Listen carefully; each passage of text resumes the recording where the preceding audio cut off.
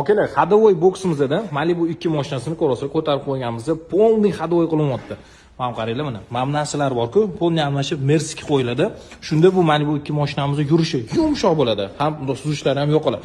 Mana sizlarga shu komplektni ko'rsataman. Mana Malibu 2 mashinasiga qo'yiladigan Mercedes ходовойga nabori bo'ladi bu, qaranglar. Ikkita orqa amortizator, ikkita old amortizator, mana Mercedes vtulkalar, mana bu quyma rezinka bo'ladi. Ko'pchilik shuni ham Mercedes deb qo'yaveradi, lekin bu quyma rezinka bo'ladi. Shunda adashmanglar. Hop, mana bu narsani ko'ryapsiz, balkalar, mana bunisi Mercedes. Sizlarga bitta farqini ko'rsatam, ham qarang, ichini ko'ryapsiz ham, to'la bo'ladi Mercedesga. Mana bu Malibuning o'zini zavodskiy. Rahmat beringlar, ko'ryapsiz ham, ichi chuqur. Bu tomondan ham ko'rsataman, qaranglar, bu ham ichi chuqur bo'y, qo'l kirib ketyapti, ko'ryapsiz ham.